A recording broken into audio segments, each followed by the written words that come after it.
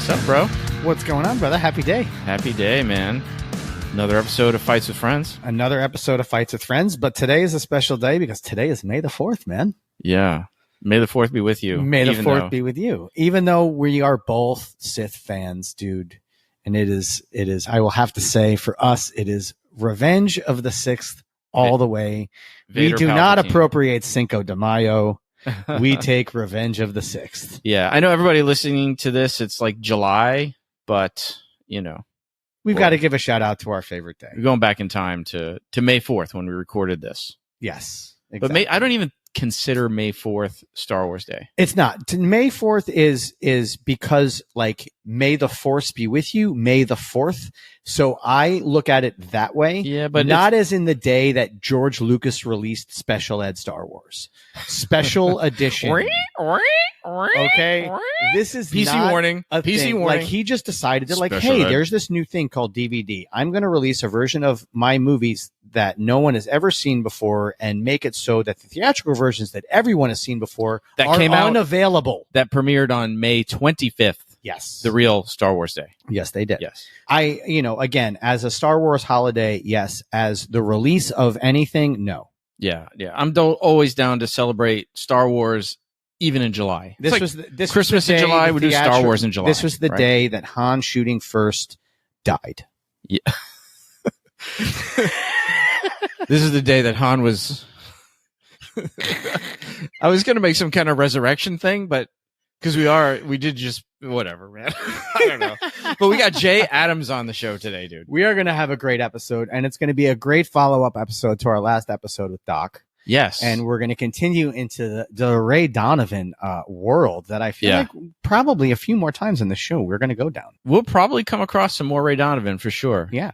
But before we get to that, what's going on in your life, dude? My life, man, I'll tell you what, the most important thing that's going on in my life, and you're going to love this. We finally put together the bike that you bought Matilda. Oh, yeah. So we are going to be taking Matilda Nice. outside to ride the bike that you bought her. So that's what's going on. I didn't really buy her a bike. You kind of bought her a bike. I bought her a thing on wheels. Yeah. Well, it's a bike. Whatever. Right now it's a bike. When she gets older, it'll be a thing on wheels. Whatever. That's cool. Did she dig it? Oh my God, she loved it. I sent you the picture this morning. Yeah. Of her, like standing next to it. She loves it. Awesome. Now she likes to put her little baby in it, and she pushes her baby around. Awesome. Yeah, it's really fun. Very cool, man. Cool. And what about you? What do you got going on? What do I got going on? I mean, you can't say much, but you're taking a trip. Well, I actually can say, because probably by the time this comes out, it'll all be over.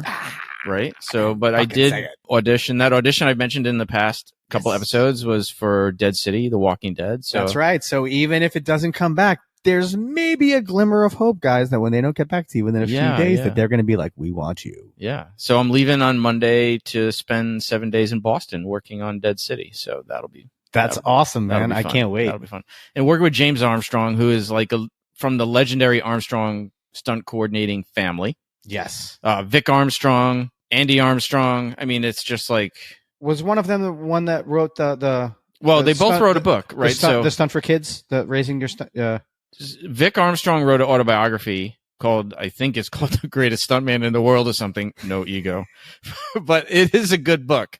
But, and then it is Vic.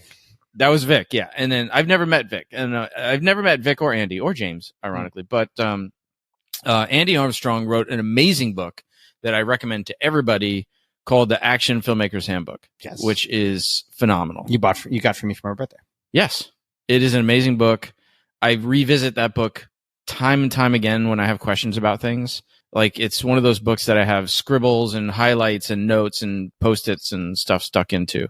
So huge thank you to Andy Armstrong for that gift to the community. And I don't even know. I think he self-published it, so I don't know if it's still available or not or what, but people need to get a copy of that book. It's freaking great. It is a great book. And James Armstrong, who I've never met in person, but we've communicated a bunch online because he's also a jiu-jitsu guy and a grappler and stuff. So we've had that kind of grappler connection. Nice. And now Yeah. you're gonna go see him on Monday. Yeah, man. I'm excited. That's It'll be awesome. good. Yo, and the other thing that we're both working on is, and hopefully this project will be done by the time this episode airs. If it's not, like, fucking shoot us. Yeah, right? then there's seriously something wrong, or fuck the weather. Yeah. Because that's usually the problem. We were supposed to shoot this tomorrow. Yes. But it's supposed to rain tomorrow. But we are doing a shot-for-shot remake of the Hector versus Troy fight between Eric Bana and Brad Pitt. And also the now huge famous director that is making a movie I don't know if you fucking know of called Fall Guy. Oh, yeah. David Leitich was his double in that. Leitich? Did I say Leitich? Sorry. Ah. Fucking redo that. Oh my God. No, we ain't redoing shit, dude. That's staying in the intro. No. Yes, it is. David Leitch. But David Leitch was Brad Pitt's double in that fight, man. This is what happens when you do beer and podcasting together, right? Because in my head, I'm visualizing the name and I saw the T. Yeah, totally. I get it. Oh, that's way too funny. Sorry, David. We are gonna knock on your door to be on the show someday, David, if you're not super busy. But you know, I promise you, I'll get your name. I won't envision your name before I say it. Yeah. We are gonna attempt a shot-for-shot remake of that. We've got the most amazing location. We do. We found it. I found of all the places I went and searched, I found a place that was 2 minutes away from my house. It was right around the corner. And yeah, it's a huge reservoir. We've got a dam. We've got the big stone wall that looked like the castle of Troy, or the wall for Troy. It's going to be awesome. And that, for the people listening, at least the way we approach doing a shot-for-shot remake is we drop the scene into an editor, chop it up, splice it. Every time they do a cut in the final cut, every time there's a cut, we cut the file. Yep. And we cut the tape as if it were. There's 128 cuts in this. What is it? 3.5 minutes? Yeah, I think it's 3.5 minutes if you count all the, And we're doing this with our good buddy Jared Kirby. Yes, Jared Kirby, who, if you're in New York and you need to learn sword, you go to Jared Kirby. Well, he's the reason I specifically asked Jared to do this, because I don't know any of this fighting style with the swords, with the spears, with the shields. Yeah. And this is Jared's wheelhouse. So I was like, if I want to do this fight, which is something I've wanted to do for years now, we've been talking about. Yeah, you've been bugging me forever. I was like, I need to bring in someone that's going to make sure that this is done properly. So Jared was specifically the guy that I was like, and then when he's like, oh yeah. And he's like, I know the guy that designed the fight. And I was like, this is awesome. You guys have been rehearsing this fight literally weekly for like 6 months. We pretty much rehearse about an hour or two every week. At first, we had the fight broken down into about 8 parts, and then to 6 to 4 to 2 to finally we were able to do the whole fight and one. And now, just so that when we decided to shoot it, that we could give you any scene, any part, anything you wanted. You're like, hey, I need this. We're like, okay, fine. Yeah. So now it's able to plug and play. All the pressure's on me. And like I said, I mean, we've got the storyboards, we've got everything set. You guys are going to kill it. Now we just need to make sure we do it on film. Right. Yeah, man. And I think the location's going to be perfect. That location is going to sell it. And then also we have a very, very special. Yeah. We don't want to say comedic entry.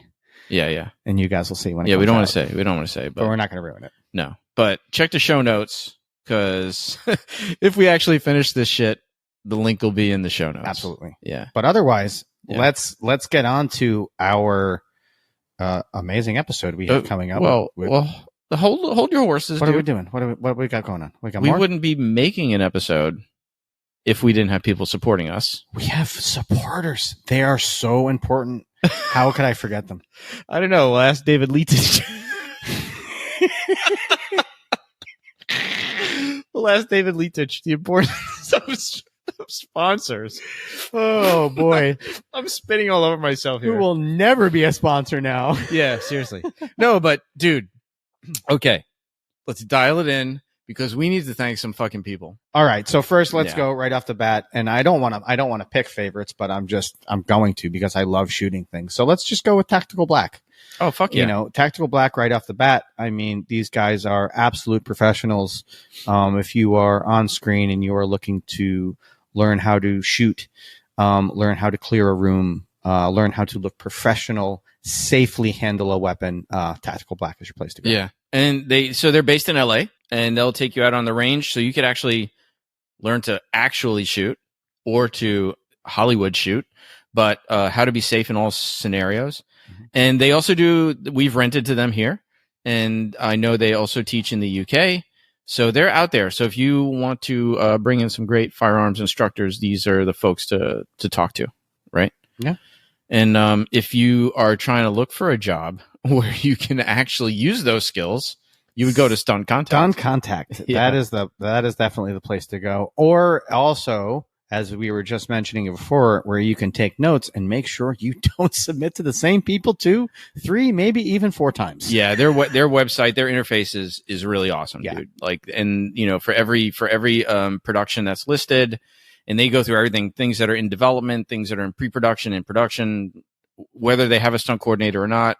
A lot of the information about the production is in there. The producers, the line producers, the UPMs, everybody's in there.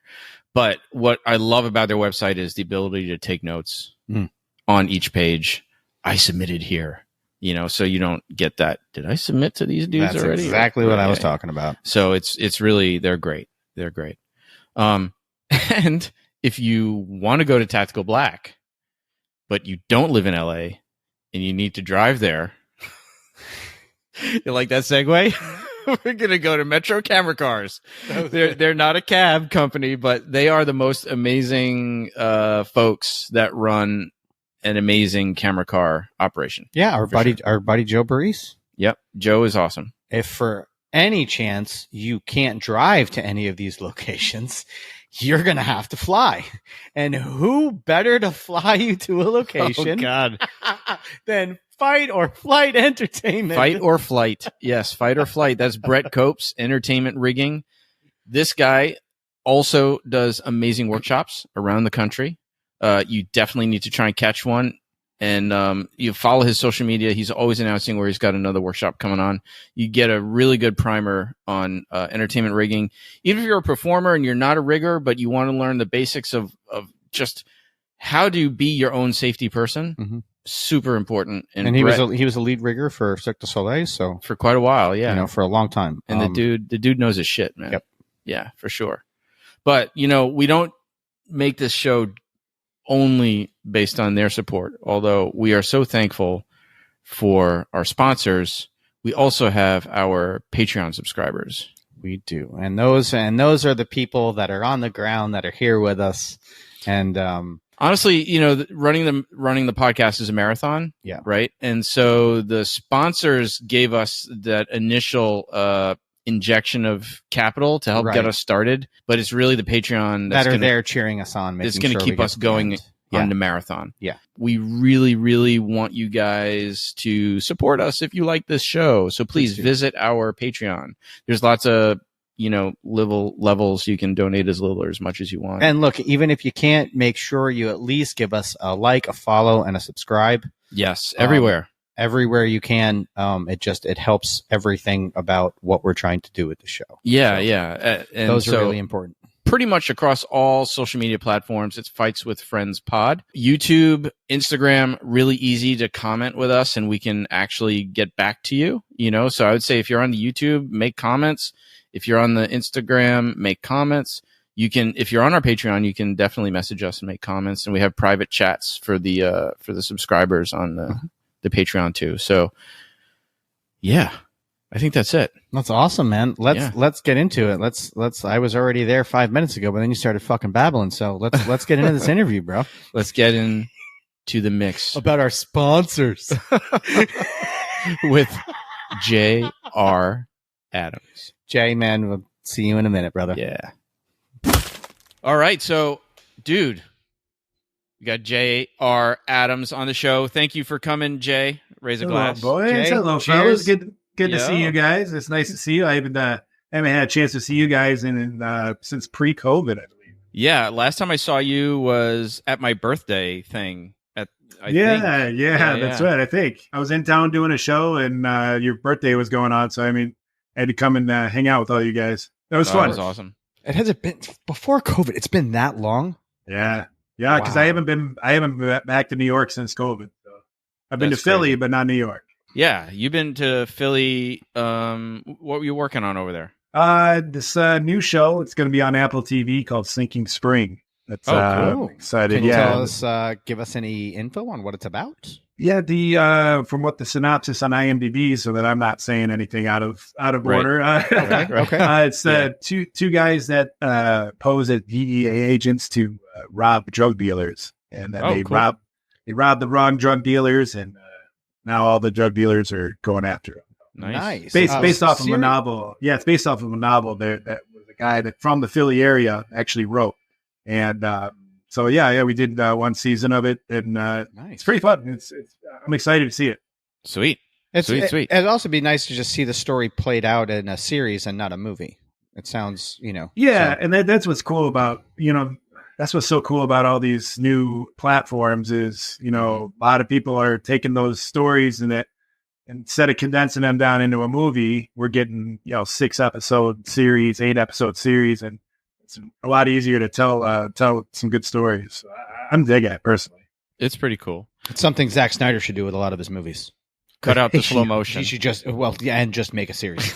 Well, yeah, I mean they're all 4 hours anyway, so you might as well just do 4 episodes. Exactly. Yeah. They could be 3.5 hours if you cut out the slow mo for sure. Yeah. Well, that's true. But. So we're here to talk about an older platform, right? Showtime. And we're talking about your fight on Ray Donovan. At least we're going to start All right. with it. So let me read you something, and then you can just give us your base level reaction, and then we'll take it from there. And again, for all the people watching and listening, the link to the fight will be in the show notes. So definitely, if you haven't watched it yet, hit pause, go watch the fight, and then come back. All right. So here we go. Interior warehouse night. The Dream On intro continues. Smoke hangs over all. The fans are rabid. In between the crowd stands Bunchy, shirtless, bruised from his previous fight. Across the room is Billy Gator, his face all scar tissue, his body like a Sherman tank. Mickey and Terry watch from behind Bunchy as the ref motions to the fighters. Touch hands. Bunchy and Billy step closer. They touch hands. Billy says, "Gonna scramble your brains, man." Bunchy says nothing. The bell rings. Here comes Billy with a thundering right cross. Hits Bunchy in the nose. Blood splatters to the concrete floor like the first stroke of a Jackson Pollock. There you go. What are you thinking, man? Well, when I first read it, I was super stoked because of the whole setup behind it, where when you read beforehand, the Dream On music coming on, and like as soon as I read this, it kind of came into my head. I was playing it out. I'm like, the way that this scene plays out, if it plays out the way it does on the script, it's going to be really cool because it's just very dramatic. It was interlacing not only the fight but other scenes that they're tying together. This particular episode was kind of like right at the climax of the season, and it was all downhill from here. So it was 3 different stories kind of intermingling at the very end of the episode, and it was very artistic to me, which is part of the stuff that I love. I love not only the fights, but I love physical storytelling, and that's exactly what this was to me. And I had a blast. It was awesome for me. It was a pretty epic moment for a lot of reasons. And the last episode, for those of you listening, if you haven't listened, it's last episode we had Doc Duhame on, who was the stunt coordinator for this fight. So this is sort of a Ray Donovan part 2 episode. It is. I like so it. We get to go in, and we went pretty in depth into those other fights. And it's nice to see, what happens when the torch is passed, so to speak. So this is the first fight that Terry Donovan, he's out of commission. And Bunchy steps in to take his place, and he has to face you, bro. That's scary, seeing you across first the way. He fights the other guy. First he fights Hank Strong, that huge guy. He's been in a couple. Yeah, exactly. But he's been in a couple things there, and he's a New York local guy that. So he fought him first. And did that chose whole all scene. small. They choose all small guys from. Yeah, exactly. It was fantastic. So then after beating him, then he has to fight me, and the grizzled, the street fighter. Yo, it was so cool, man. I was bummed I couldn't be on that episode with you but it was still awesome, dude. Yeah, it was cool, awesome. Man. It was a good day. We shot it all in one day. It was at some warehouse right off the water. It was cool. There was a few of the locals. Chris Beezup was there, and he was on it, and as well as Stephanie Field, Trinity, she was on there. So it was cool to be able to hang out with some old friends during the day while I was also getting to have a fun fight. So it was fun.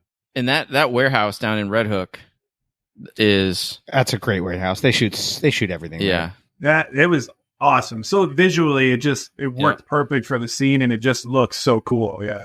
Gets hot as balls in there in the summer though. Yeah. Well, yeah, try doing a fight scene for 4 hours with a bunch of makeup and prosthetic makeup and stuff like that. Yeah. It got sticky for sure. Brick one on Coffee Street? Yeah, that's the Coffee Street Studios that place over is there. Awesome. Yeah, it's very cool.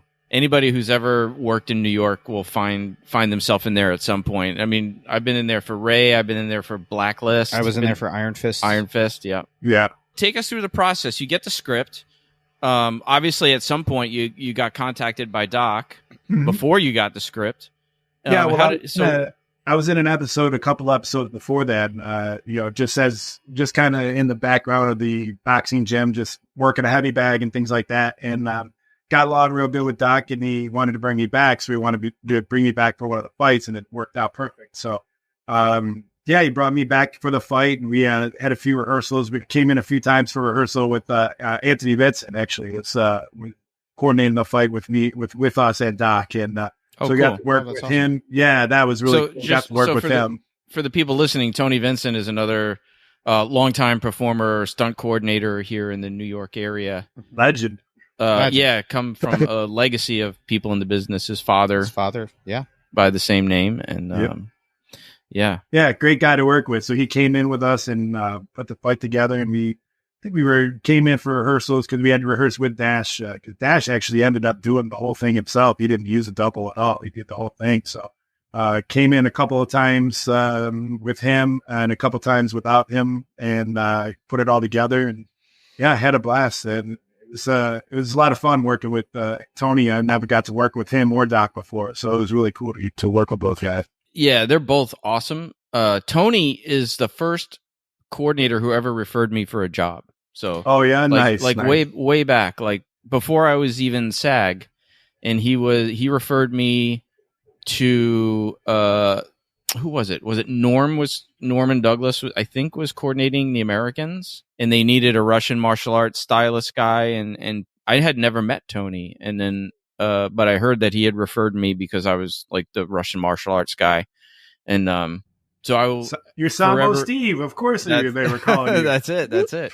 Well, I mean, but Tony's a very accomplished martial artist himself, like jiu-jitsu guy. I think he's like a 3rd degree black belt in BJJ or something like that. Well, I mean, Steve, let's be real. Steve loves to like downplay his whole scene, but I mean, I was at a workshop with JJ Perry, and he mentioned you out of nowhere. We were talking about different schools and stuff. He's like, "Yeah, Sambo Steve's got a place in New York." I was like, "I know Sambo Steve." So, yeah, you get mentioned. I mean, all the people know you, man. Let's not play it off. Well, but Tony, but I'm not a coordinator, and Tony was just super generous to like refer me because I wasn't really known in the business yet. Yeah, Tony's a great guy. I worked for Tony once, and I covered for him on the Good Fight, and he put a lot of faith in me, and I have nothing but respect for him and appreciation for him. And that's how all of us. That's how all of us have gotten somewhere. It's the right person is taking a chance on us and believed in us, and that's where all of us are where we are. Right. And there's a great video out there somewhere. I don't know if you can find it of Jared Burke and Tony doing a martial arts demo, throwing the crap out of each other. That's really freaking really good. It's awesome. Yeah, it's that'd be cool to see. That'd be cool. But back to you. So I didn't know Tony was helping coordinate that. So that's pretty awesome. So you guys go through rehearsals, which is rare in television, right? So it was cool that you even had to have that you had the time to do that. And then on the day, like you said, Bunch was Bunch. We didn't need the double. And how did that work out for you? Just quick, before you go in, when you guys did the rehearsals, was it just you guys? Did Bunch walk into the rehearsals at all? Did he stick his head in, or? So the first couple of rehearsals we did, because we also brought the Hank Strong in, because he's an actor but hasn't done a lot of fights, so we had to put together a fight for him too. So we came in a couple of times, just us and Tony and Doc, and put some stuff together. And then the last couple Dash wanted to be involved so he could put his spin on and everything, and get it down. I think 4 rehearsals altogether, like you said, which is unheard of with TV, but 2 with the actor, 2 without. Oh, that's pretty awesome. That is pretty awesome. I mean, it's so important though, right? Because you guys come up with some choreo, and then Dash probably contributes like the character, the story aspect to it. Like, this is what I think Bunch would do or not do, or something like that. And that's exactly what he did. You know, he while we were shooting, he made sure he told me, he's like, okay, this scene right here is the climax of my whole season. You know, I've been doing good, and we think that I'm finally over that hump where I'm going to finally do well, and I'm going to win this contest and make this money, and our lives are going to be changed. And then all of a sudden you come in and you drag me right back down and knock me into the dirt. He's like, so this is like the whole climax of my season right here. I was like, wow, no pressure at all. But this is awesome. This is great. So yeah, he put in his own parts of the fight that he wanted to make sure that he to emphasize that even more, which is cool. What we did, the scene where it's just a close up on him, and I'm just punching and he's just reacting to the punches. That he just got to work the camera and like work that entire, you know, through his face, which, you know, that's why he's such a great actor. Through his entire face, you can see that arc of his whole season. Like he's there, he's smiling, he's like, I'm just taking it. This is just how my life is, and I'm just taking it. I thought this was going to be something, but I'm just taking it. So just do it. Just hit me, boom, and he just keeps coming back for more, and almost smiling and wanting me to finish him off, you know. So, and that was all his storytelling, you know, him getting involved, him being able to put his touches on the fight, which made it, you know, even that much better. I feel like he's sort of I think he's underrated, like his performance in that show. Like, you know what I mean? He's a great actor and everything. He's amazing. He's been in. Yeah. And you forget some of the things that he's been in. You know, I watched some of the stuff, you know, stuff that I grew up on. Yeah, Romeo and Juliet. Yeah, I grew up, stuff that we grew up on. White Boys. I was just watching that the other day. I was like, oh, I totally forgot. You know, this is a movie that I grew up on. But he's been in so much stuff. He's got a great range. I've always been a fan of his. Yeah, totally, man. And he was in Gotham, right? Wasn't he in Gotham for a bit? I don't know. I thought he was the abusive boyfriend, and he was a cop, right? Oh, maybe he was. I think he did do a couple episodes. Yeah. I think you're right. Paul, by the way, for those watching, we all do have the Star Wars garb on. That is because we're recording this on May 4th. May the 4th be with you. Oh, yes. And, that's right. I didn't even think about it not being live, but oh well. May 4th anyway. Right? It is May the 4th. So we get to revisit the Star Wars Day in a few months when this episode drops. Right. Works out perfect. Yeah, totally. So let's dial it back a little bit.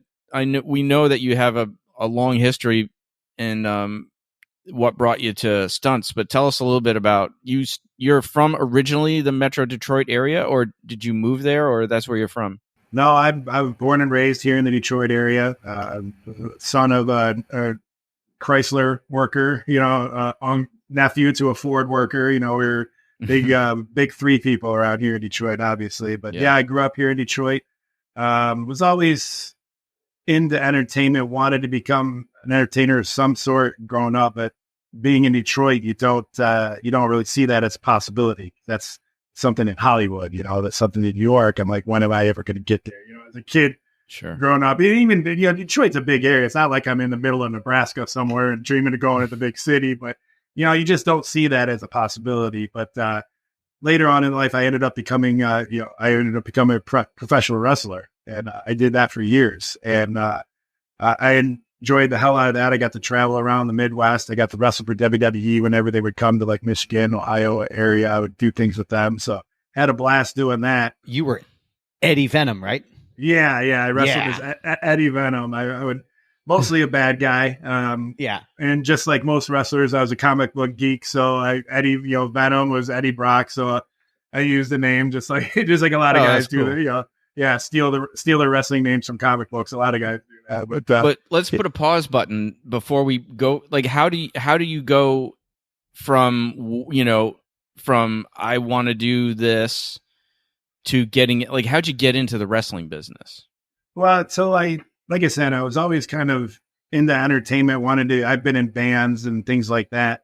And then there was a local Detroit radio show. There was a talk show that kind of not shock jocks, but they would do like stunts and stuff like that on the air. And I was one of their characters. I was called Jay the Cable Guy. I would do all sorts of things for them. They pepper sprayed me one day. When I met a wrestler through there, and I would always loved wrestling, always wanted to be a wrestler. And he invited me out to a show there in local Detroit. He said, "Yeah, come out and check it out." And I fell in love with it. Even the local shows, even more than the big stuff on WWE, because the local shows, you're right there, right, seeing everything. You're 10 feet away and you're right there in the action. Just fell in love with it.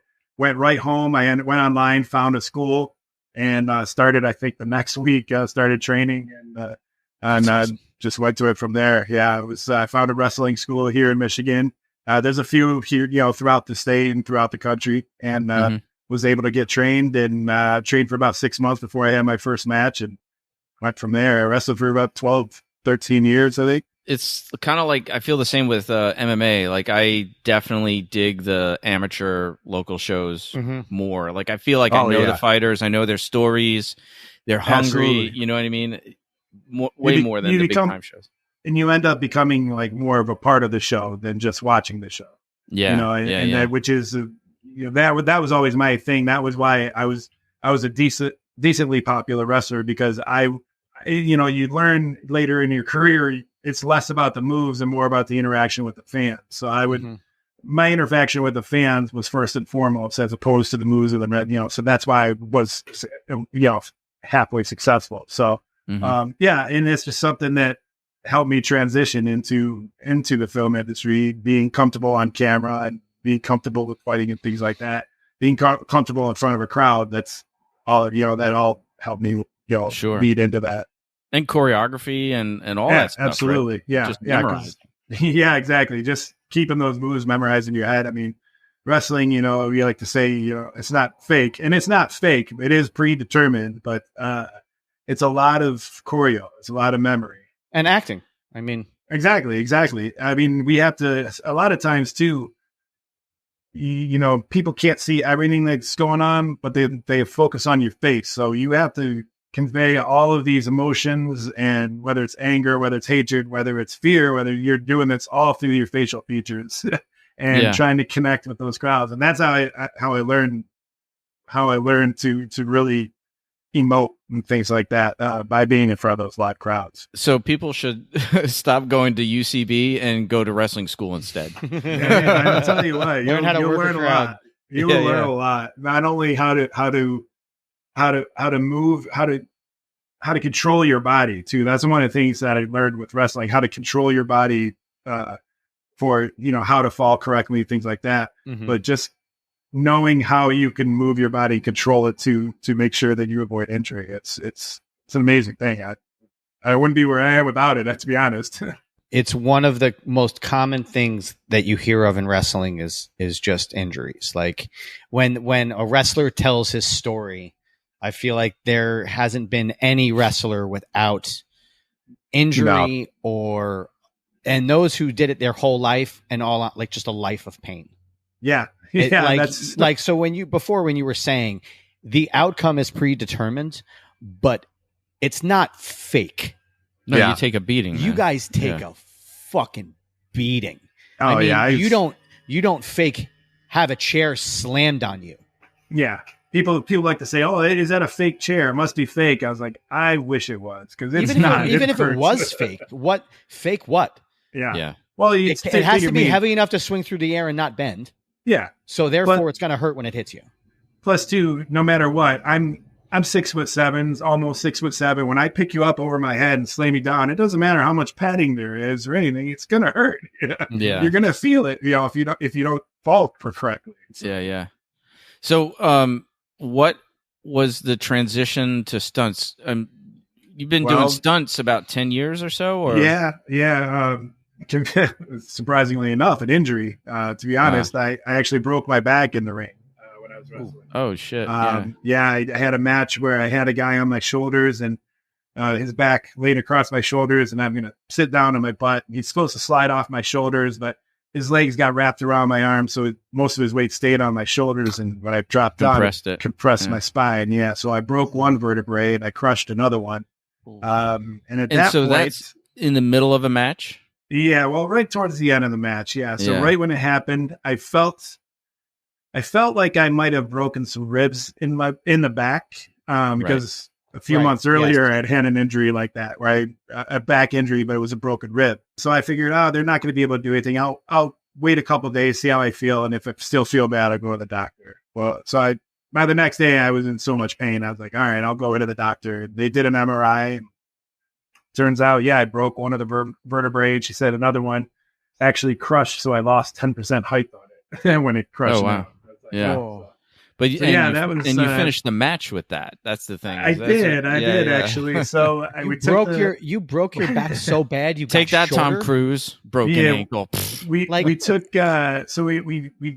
it happens, and I'm like, I think I'm hurt. And the guy that I'm wrestling with, we're doing a tag match, and just me and him in the ring at the time. He's like, I go, oh man, I think I hurt myself. He goes, well, we only got a couple minutes left. Just finish up. I'm like, all right, here we go. So then we finish up, and it's a tag match, and me and my tag partner, we're the good guys. So we do it's at a high school, so we do the classic, like where we both get in at the same time, get them at each corner, go up on the second rope, and count to 10 as you're punching them in the head, Mm-hmm. So we're doing that, and I'm just going, oh no. So we end up doing our finishing move. I somehow do my finishing move, pick him up, put him down. We do the 1, 2, 3, and then we're out. And my partner then, he's like, let's go celebrate in the crowd. I'm like, oh, jeez. So we go climbing through the bleachers, celebrating with the kids in the crowd. And we finally get to the outside. We get right through the curtain. And actually, my wife is sitting right next to the curtain, right where we're about to go through it. I look at her, I said, I'm hurt. And I go through the curtain, and I just collapse and I fall over. Oh my God. I was like, yeah, that was painful. That was rough. So then you decided to go to it like an easy job, like stunts. Yeah, exactly. Yeah, exactly. Well, I knew this. I loved wrestling growing up, and I loved my time in it, but my time had finished. I was getting a little bit older, and I wasn't at the point where I was trying to get into WWE anymore. I didn't want that full-time contract to be on the road 320 days a year. So I made a conscious decision. I was going to slowly start to ease my way out of wrestling. And it just so happened at the same time here in Michigan, we had a very good tax credit for filming. So a lot of stuff was filming here at the time. And actually all credit to one of my best friends. He was a pro wrestler, Zach Gowen. He was the world's only one-legged wrestler. Wow. He lost his leg to cancer as a child when he was 8. And he grew up, and at 19, he became a professional wrestler and got signed to the WWE and wrestled Vince McMahon on pay-per-view, wrestled Brock Lesnar, wrestled all these guys. Didn't one of the Von Erichs have one foot? Yeah, Kerry from Von Erich, right? They cut his foot down. Yeah, and he wrestled, with the prosthetic for a long time. Yeah, exactly. But Zach would actually take his prosthetic off. It was off all the way to his hip. With one leg, and he would do moonsaults and things like that. That's awesome. Yeah. So he got hired here in Michigan to do a movie that was filming here. To do a stunt, they were going to, it was an old war movie. They were going to shoot a cannon and have a cannon blow off his leg. And I was just amazed that he got hired by a stunt coordinator to be on a movie. And I'm like, this is something I've always wanted to do. So he was gracious enough. He introduced me to stunt coordinator Dan Lemieux, and I was able to meet him. And he introduced me to guys like Carl Maspoli and Ely Barda, and was able to, and Patrick Potochik, and guys here in Michigan at the time that I was able to train with, and finally transition from wrestling over to the stunt industry. That's cool, man. But you, like you mentioned, the contracts are rough. I mean, I remember I was a child life specialist and art therapist before I retired to do this stuff. And I was working in peds oncology, and we had Triple H came by for a Make-A-Wish for one of the kids.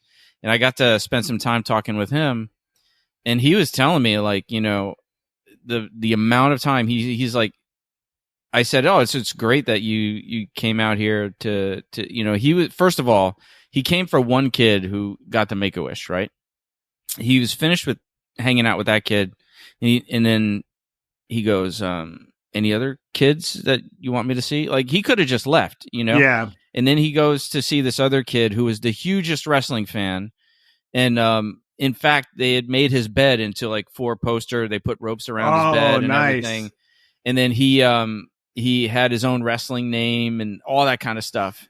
That's awesome. And it was great. And like Triple H goes into his room, slings the door open. He's like there to challenge him because the ring was there. It was so good. Oh, that's so great. Yeah. So I've always heard great things about Triple H as far as the Make-A-Wish Foundations and visiting and doing charity work like that. He literally, and then after he spent time with that kid, he goes, "Is there anybody else?" And we're like, "Oh, we have this one other kid," because our hospital was in Brooklyn. And he didn't come with an entourage or anything. It just is like he had a personal assistant there. And then we were like, "Oh, there's this one kid that would love to meet you. He's like the hugest wrestling fan, but he's all the way uptown in uptown Manhattan at Columbia Presbyterian getting tests done. So he's there for a couple of days." And he goes, "Give me the address. I'll go." And he literally went. Oh, awesome. And then we called the hospital, like, and the kid's name is Tommy. We're like, "Don't let Tommy know, but just keep him around. Triple H is coming over." Oh, and that's like so literally, cool. That's amazing. Like 3 hours later or something, like the phone rings and it's Tommy. He's like, "You're never gonna guess who came to visit me today." And I'm like, "Oh, who came?" He goes, "It's Triple H." And I said, "Oh, how long did he stay?" And this is like 3 hours later, and he goes, "Hold on," and then you hear, "Hey, Triple H, what time did you get here?" Like that. It's like, oh wow, he was still there, dude. Wow, but he told me that was his one day off a week. Yeah, that's what he spent. And the other 6 days, he's like, "I'm on the road like every day, doing stuff every day." And if I'm especially not, I'm the top guys, they're. I mean, like I said, 300 to 320 days a year, you're on the road. That's rough. Yeah, but you do okay. So you do work for charity too. Tell us about the charity. But I want to know, like, because I know you do a charity hockey game every year. Yeah. So I played hockey my whole life. So I was going to ask you about the hockey. Yeah, I played hockey my whole life growing up here in Detroit. It's we're called Hockey Town for a reason, for the Detroit Red Wings. Right. Detroit Red Wings are a huge part of the Detroit culture here, and I grew up huge fan, and I ended up becoming. I'm a Capitals fan, by the way. I mean, nothing's. You guys got swept when we got rocked. We really should have been in that position in the playoffs, and you just went in just to get swept for no reason whatsoever. But I digress. It's been a rough month here for Red Wings fans, but so I've grown up playing and all my life, and through actually a lot of the wrestling, I actually met some of the Red Wings from back in the day, and one of them was Darren McCarty, who's played for the Red Wings for years. He's got 4 Stanley Cups, and me and him ended up becoming really good friends, and so I would do a lot of charity stuff with him, but I got involved with a organization called United Cerebral Palsy here in Michigan, UCP, and we do a charity game against the Red Wings. Have an alumni association of former players that will do charity games and things like that. So I would help organize this game. Just to pause for the listeners, we're going to put a link to your donation page for the charity in the show notes. Oh, so thanks. Everybody should jump on there and give a couple bucks, man. Yeah, I appreciate it. Yeah, it's a great event. We do it every year. It's for Michigan UCP, and we get some guys together. We would play against the Red Wing alumni, and all the money would go to charity, and we'd raise $40,000 every year. It's been going 22 years now. We've raised over $500,000 for UCP for this game, and it's just been a great event. So how much? Over $500,000. That's amazing. What the fuck? That's awesome. Yeah. It's been awesome. Is it sort That's of amazing? Congrats. Did you come to UCP because that's the charity that was involved with the hockey game, or do you have connection to cerebral palsy with anybody? I actually don't know. It's actually the guys that originally put like I said, the game's been going for 22 years straight now. Oh, the guy that originally put it together, I played drop-in hockey with, and me and him were really good friends. And I wanted to just volunteer and get involved and help out with him. And I started helping out. And then through some of my media relations and things like that, through Detroit news stations and stuff like that, I was able to get some advertisement for the games. And so I ended up, helping out more and more every year with the game, helping to put it on. And just through that, we would have the Red Wings, alumni there. And some of the guys, Darren would introduce me because I've known Darren for 20 years. And these guys would be interested in, you tell them, yeah, this guy's a pro wrestler and he's a stunt guy. As soon as they said stunt guy, all these Red Wing players were like, oh, I want to know all about that. So they were talking to me. They're interested in me. And I'm like, no, I grew up watching you guys. I don't care about what I do. So it was just such a cool thing. And then one of the guys, Joe Koepfer, is the president of the Red Wing Alumni Association. He played for the Rangers as well. But he asked me if I play hockey. I said, yeah. He's like, you want to come out to some of these games and play charity games? I'm like, as a Red Wing? Yeah, absolutely. So I come out. Usually Red Wings alumni is former NHL players or high-level hockey guy, college players and things like that. But so me and actually Dave Coulier, we're the two celebrity members. So we go out and because Dave Coulier is from here and he's back living here now. So me and him go out there when I only go out when they need extra guys. But yeah, we get out and we'll go out and we'll play charity games. I get to play with all these Red Wing players that I grew up watching. And so awesome. I get that's pretty awesome. All winter long we do I now can't stop picturing Dave Coulier just checking somebody into the fucking boards. Oh, he's awesome. Dave's tough, man. Dave's tough on the ice. He's been playing since he was a kid too. And that's awesome. Yeah, he's great out there and he's fun to play with. We have a blast. So I get to skate around with these guys that I grew up watching, just legends. It's awesome for me. And I get to give back and give to charity as well. So it's just been a win-win for me. I just love it. It is pretty crazy though, right? Like when you not that I've ever played. I did play hockey in junior high school. I played on a hockey team in junior high school. Yeah. Which position? Goalie. I was going to ask goalie. Really? You got a goalie vibe. Well, I mean, I'm not a great skater. I mean, I'm all right, but terrible on the ice. But this was a roller hockey team. It's the one athletic thing my wife gets to do with me, and she just laughs her ass off. Like I can go as far as the push off the wall will take me. Really? And then it's like no, and then I'm like a deer.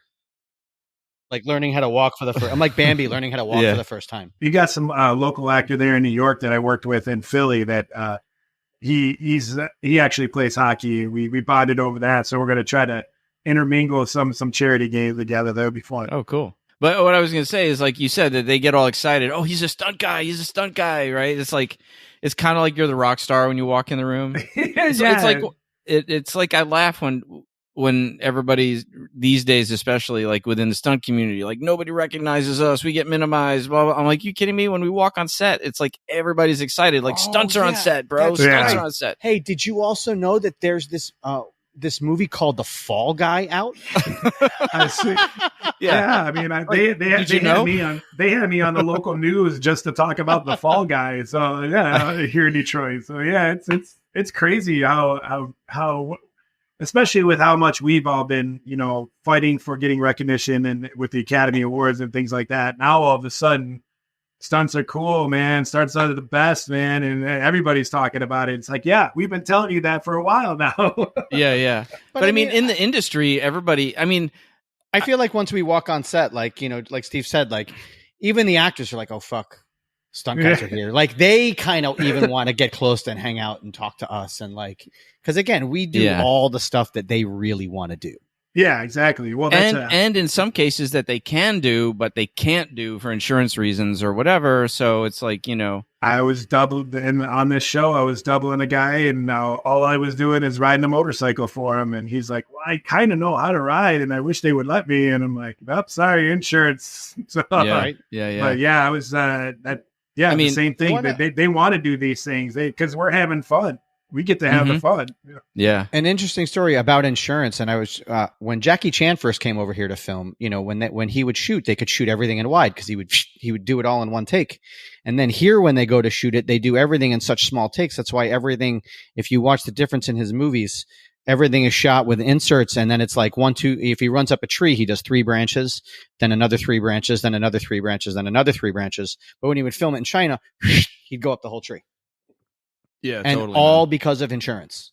Just because they want less shots. just the entire reason of why they don't let him do it all and shoot it wide is because insurance. Because he goes up 3 and then they make sure he's safe. And then they get that safe, and then he goes up another 3 and they make sure. But in China, they're like, "Fuck it, just go." Well, yeah, it's a different less culture. regulations over there. Yeah, just a bit.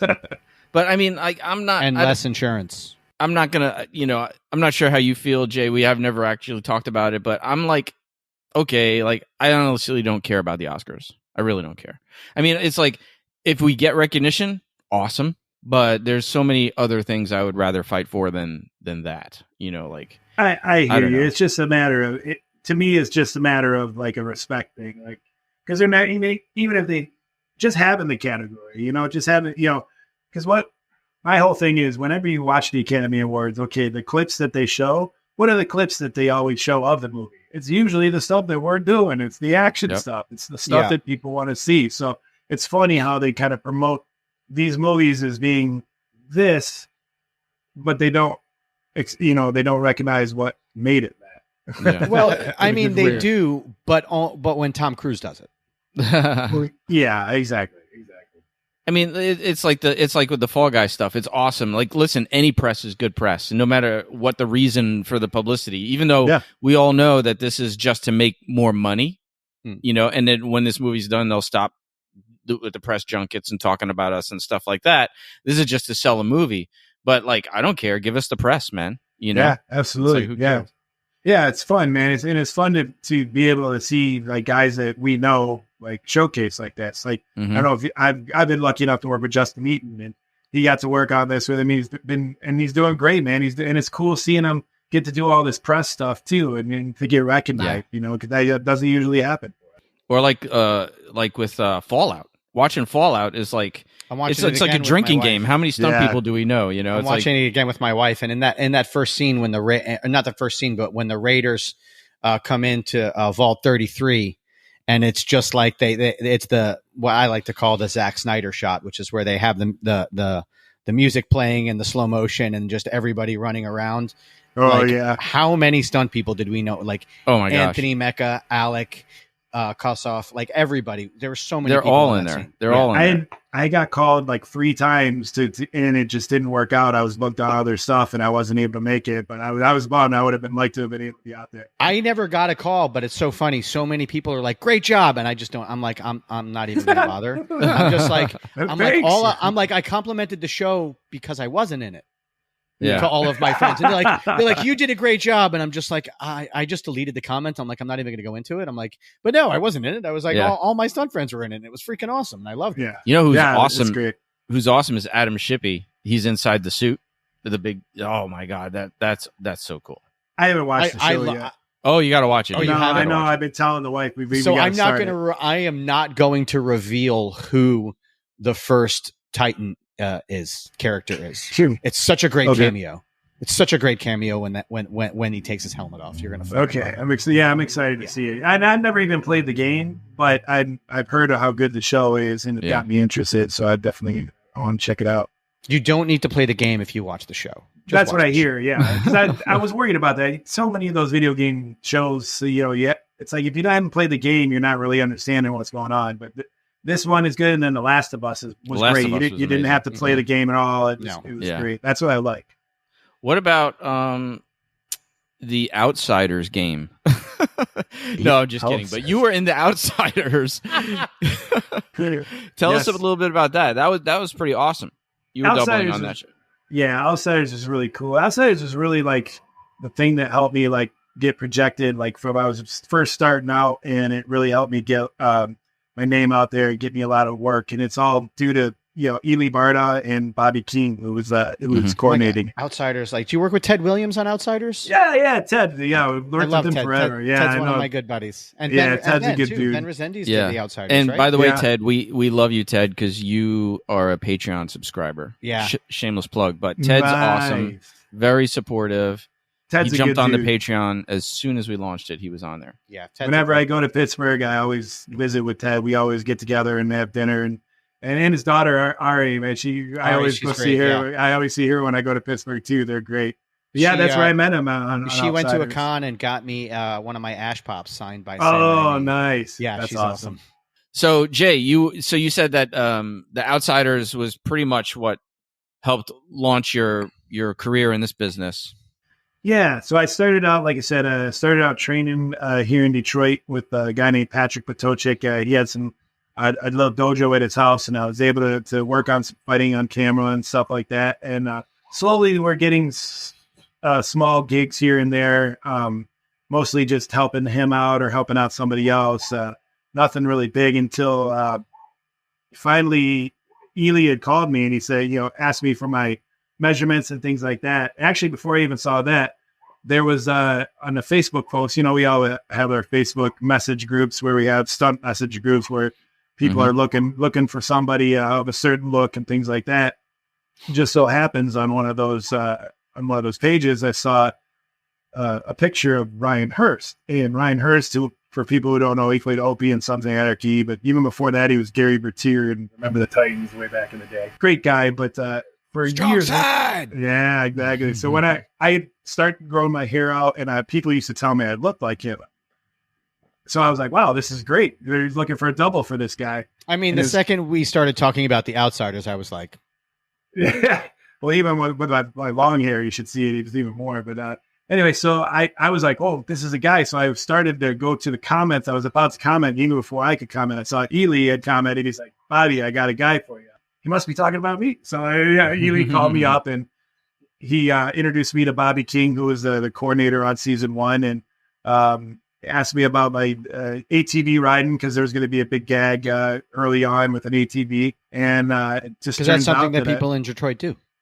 Yeah. Well, yeah. Well, the thing is with Michigan, we have such a rural area outside of Detroit because we have Detroit and then it's just basically wood and, we have a hunting and, everything through Michigan and on our lakes and everything. So we actually do ride it. You grow up either on ATVs or dirt bikes here in Michigan. I was going to say, my buddy sent me a video. He lives in Michigan of him skiing on a sand dune. Oh, yeah. Yeah, we have the dunes out on the west side of the state, Sleeping Bear Dunes. They're we have everything there. Huge, man. And that's what's so cool about Michigan as far as the filming state. But that's all different. But anyway. So, you connected with Bobby King. Connected with Bobby King, and he was able to, he got me hired, and I came in for the first day, and turns out me and Ryan got along really well, and just went from there. I was able to do that first couple gigs with them, and then I kept me on for the season, and then I kept on for season 2 as well. Did all of the stunts for both seasons of that show.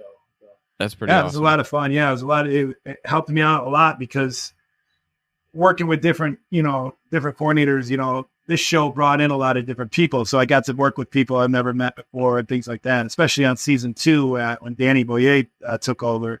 We had a big, huge scene on the first episode of season 2, and you got to bring in people like Chris O'Hara and Jen Badger and Buddy Love and all these guys. And I got to work, have a shot in Dean Grimes and Rob Mars. I got to work with all these guys that have been in the business forever and got to get a lot of experience through that as well, which was, helped me out in my career huge. Chris O'Hara, stunt coordinator of this little movie. I don't know if you heard about, Paul, called The Fall Guy. The Fall Guy. It's called the what? The Fall Guy. The what? Yeah, that guy. Oh, it's an indie film, right? Yeah, low budget, ultra. Yeah, ultra low. Yeah, nobody. Nobody's in it. Yeah, no promotion. Nobody. No one will ever have heard about this. No, I don't know. They're not going to do good at the box office, I think. Honestly, like you just said that, and in my mind, I'm like, I kind of can't wait to go fucking see it, though. No, I want to see it too. I was like, I'm so pissed that I'm busy that I was my wife is like, oh my god, she's like, oh my god, I want to see it, and I always get excited whenever she wants to go see a stunt. Yeah, there's not too many movies that'll make me want to go see it in the theater, but this is one of them that I'll definitely go see. Yeah. Yep. Tell me, what did you learn from that season, those 2 seasons on the show? Ooh, actually, I'm going to throw in a beforehand question. Shoot. Okay. So before that, this kind of goes into it. When you went to wrestling and then when you went into acting and film, what was the hardest transition for you to make? Like, what was the one, there's always someone that like for me and Steve, we came from martial arts and we went into stunts. You're coming from wrestling. What was the hardest thing for you to wash that you had to, when you had to make that transition over? Well, as far as physically, one of the things is wrestling. We're taking, everything we do, we're taking flatbacks. We're bumping. We're taking flatbacks for everything. Learning stunts, not everything in the flatback. You can roll sometimes. You can protect your body a whole lot more. So that was one of the things I was so used to, always just going all out and giving everything out. That takes a toll on your body. And older guys are like, hey, more respect, but you're shortening your career with every one of those that you do. If you don't have to do that, you can still make it look good by doing it this way. And that helped out a lot, and it really helps to protect the body more. As far as like mentally, it was kind of I was very immature when I got into the film stunt industry. With wrestling, I wasn't a huge deal, but in Michigan, I was at a certain level. I was at a lot of respect, and I was at a certain level. Going into stunts, you're starting from scratch, and it was hard for me to swallow that pill. And I know that starting out early, I know I said some wrong things. I pissed off on people. I feel horrible for doing that, because as I've grown and I kind of have learned, you see how you acted, and you're like, man, what an idiot you were. You know what I mean? It's like, and it's not something that you mean to do. It's just something that you're at trying to transition into something else, and starting over from scratch is a very difficult thing to do. Once you finally get over yourself and you get over your ego and you can finally do that, that's when you can finally start becoming successful and becoming, something that the person that you want to be. So I readily admit that I was probably a horrible dickhead when I first started out. But I mean, dickhead or not, but we all have egos, and like it or not, we all have egos, and a lot of us that come from a place, like I had to learn similar lessons, like coming from a certain status here to a nobody here, and then there's every part of your being that wants to feel like that translates. Yeah, but it does, and aspects of it do translate, but you need to give it time to figure out how, and just to own that you're a nobody. Yep. And it's things that we both probably in the martial arts industry as well as with the wrestling. When you first start out of that, you learn, you have to pay your dues. You're starting from scratch, you're paying your dues. The problem is when you go into somewhere else, onto something else, you're like, man, I already paid my dues, but it was something. It doesn't. Those dues don't transition. You still have other dues that you have to pay, and that's the thing that is hard to learn. And if you don't have somebody that actually helps you, to get you right, be like, hey, and I had that. I had Dean Grimes. I love the guy to death. Him and Rob Mars. They worked with me on season 2 of Outsiders, and they would help me. They're like, hey, stop being stupid. Like chill out. I'm like, you're right. And they helped me out a lot, and I credit those guys for helping. But that's kind of what you need, because if you don't get that, you don't find out what you're doing wrong. You just stay a dickhead. I've had 2 bits of advice. I had one time where I was told to play somebody else, and then another time they were like, dude, just be yourself, man. Just be a knucklehead. And both time the advice works. Yeah. But it's like this thing. And I think you just have, and it's sort of the weeding out process, right? Like, because you'll offer this advice that, I'm sure you get it all the time. Like people that are like, hey, I want to get into the stunt business or this or that. And you give them some honest advice, and it's like in one ear, out the other. Like, I just gave you some real valuable advice, but you know what? The thing is that I was given that advice and I didn't listen to. And it's like part of, right? You know what I mean? So it's like, I have to understand, like, you're not gonna, but some people get it eventually and some people don't. And the people that do get it are the ones who end up making it, Well, and I think the people that do get it are the people that they're not doing it because they have bad intentions or anything like that. Personal experience. I just wanted to be, I just wanted so bad to be respected and to be one of the boys. That's all. When I was in wrestling, anything that all I care about, I don't care how my career goes, as long as the boys respect me and they think I'm a good guy, that's what I want. And it's the same thing too. It's like you're trying to be one of the boys and you're trying to get in there and you're trying to be, but it takes time. You have to pay your due. You can't just jump in there because you haven't been in the trenches that they have yet. Until you are through those trenches with them, you don't understand. So And you know, it's hard to transition, but and like you said, the ones that do make it are the ones that can get past that, can get past their own egos and can pass themselves. I mean, it's a hard enough business to make it in, period. You know, without all that stuff. Exactly. Like, you're right, dude. Put it. You know, it's not even that. And you mentioned ego, and I'll tell you, like most of the people in this business who are just starting out that don't have an ego have other jobs that they use to pay their bills and make a living. I just, I feel like a lot of people are like stunts and only stunts. I'm like, that's ridiculous. Like, put your ego aside and do what you need to do to make your money. And you can still work stunts and you can still be just as dedicated and be just as committed as everybody else. You know? You can, definitely. I mean, it's just like a lot of professions, right? There's the small percentage of people who make a living at it, and then everybody else. You know, it's tough.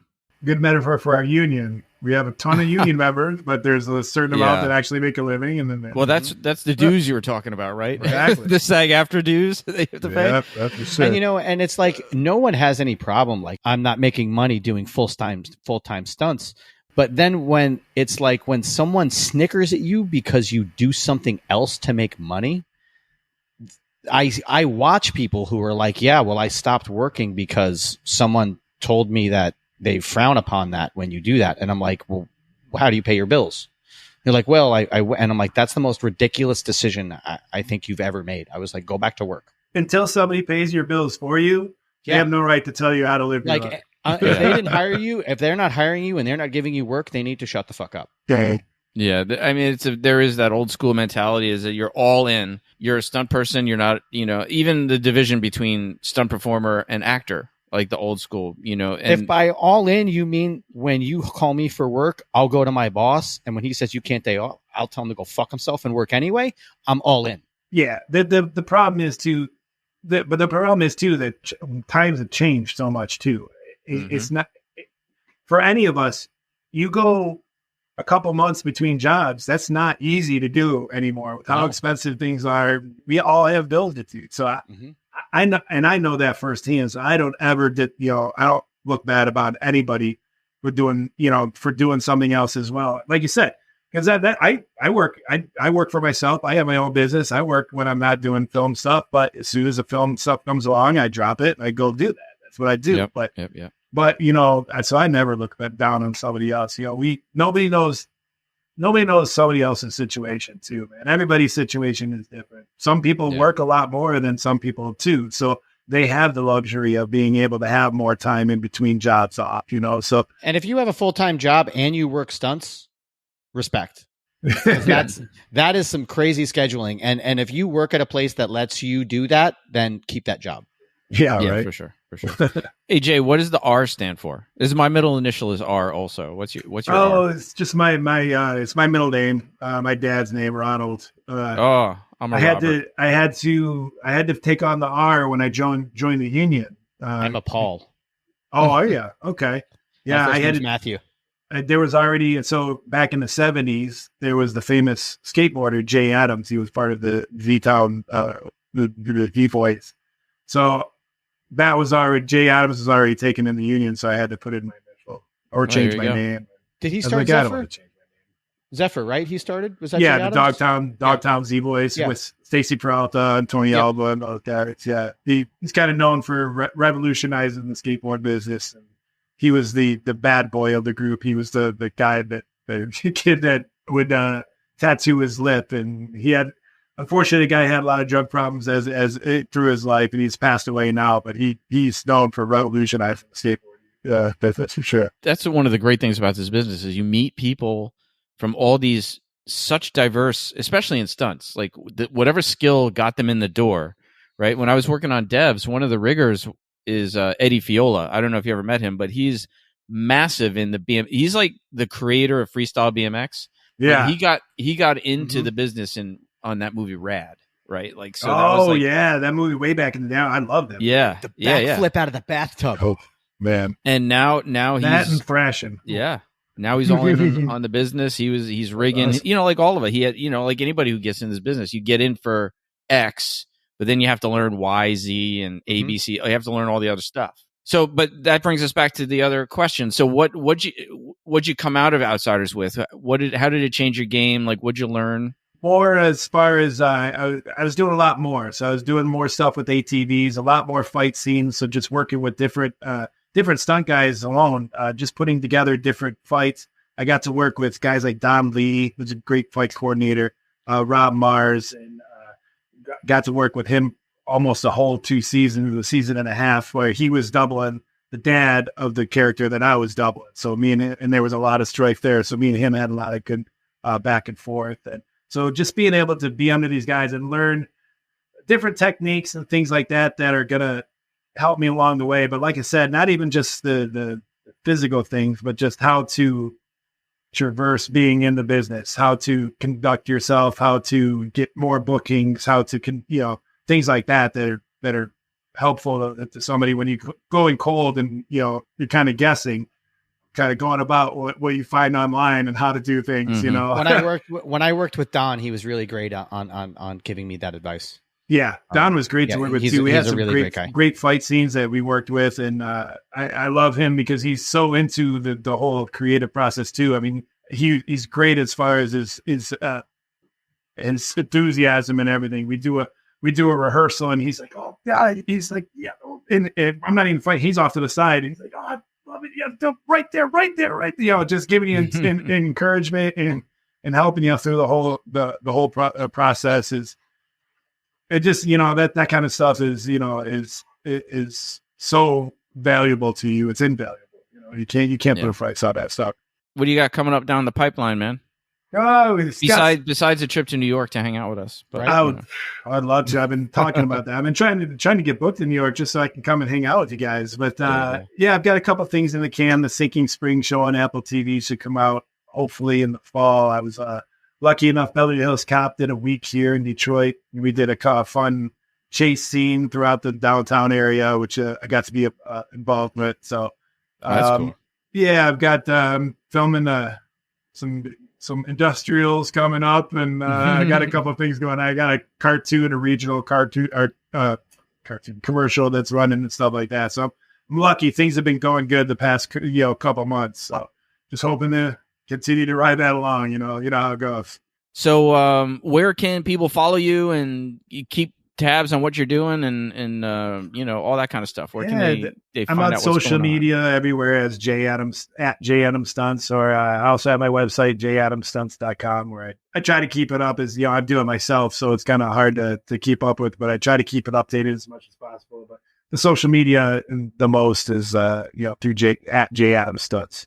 Cool. And if people do go to jadamstunts.com, they will see the link to the Michigan UCP donation page. So yes, it should. Yeah, it's right there at the top. Yep. Yeah, just go there and make a donation. But it'll be in our show notes. All this stuff will be in our show notes. Cool, man. Yo, dude, this was awesome. Cheers, my friends. Yes, cheers. Bam. Oh wait, no. Today, here, take this. This is how we cheers today. Should have given me a heads up. Mine's in the office somewhere. I would have done that as well. Woo, cheers. Go get it, man. Oh, nice. There he is. Red Wing Grogu says nice. Says cheers to you guys. All right. I love it. Yo, have a great day, dude. Thank you for taking the time to hang out with us. Oh, absolutely. Thanks for having me. It's always good talking with you guys, man. I miss you. I want to come see you guys in person real soon. For sure, bro. It was awesome. Thanks so much, man. Be good, brother. Cheers. Cheers. See you soon. Fights with Friends is brought to you by Breakfall Studios and Press Record Studios. Executive producers, Stephen Koepfer, Paul Varacchi, and Thiago Benedetti. Produced by Matthew Kaplowitz. Associate producers, Becca G.T. and Jared DeCrose. Our video editor is Matthew Kaplowitz. Original music by Aru Luster.